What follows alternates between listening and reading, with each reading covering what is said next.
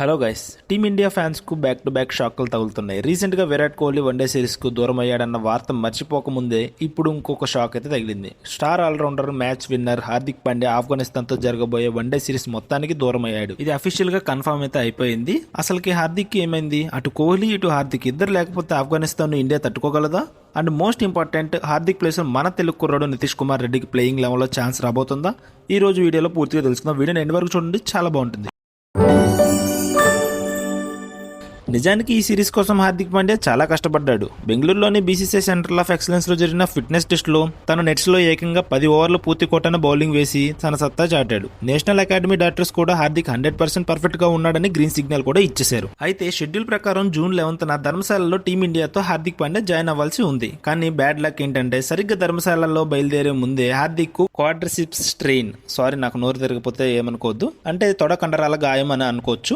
దీంతో డాక్టర్లు కనీసం 3 వారాల పాటు complete bed rest and rehabilitation అవసరమని తేల్చేశారు. దాంతో చేసేదేం లేక ఈ సిరీస్ నుంచి హార్దిక్ తప్పుకోవాల్సి వచ్చింది.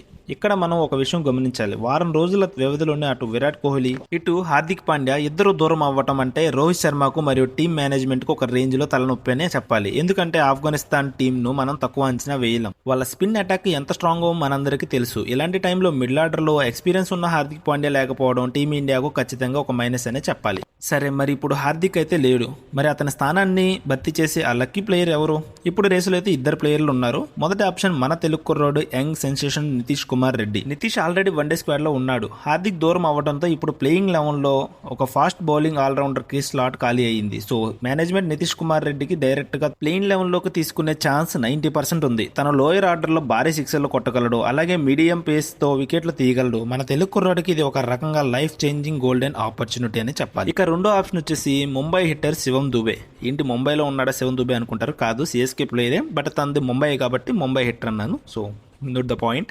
BCCI secretary Devajit Saikia hint ఇచ్చిన దాని ప్రకారం హార్దిక్ పాండ్యాకు అఫీషియల్ రీప్లేస్మెంట్ గా శివం దుబేని స్క్వాడ్ లోకి రప్పించే ఆలోచనలో కూడా సెలెక్టర్ లో ఉన్నారు. ఒకవేళ దూబే వస్తే నితీష్ కి దూబేకి మధ్య గట్టి పోటీ ఉంటుంది. ఇక జూన్ 13 నుంచి ధర్మశాల వేదికగా ఈ హై వోల్టేజ్ వన్డే సిరీస్ షురూ కాబోతుంది. మరి హార్దిక్ పాండ్యా లేకపోవడం ఇండియా గెలుపు అవకాశాలను దెబ్బతీస్తుందా?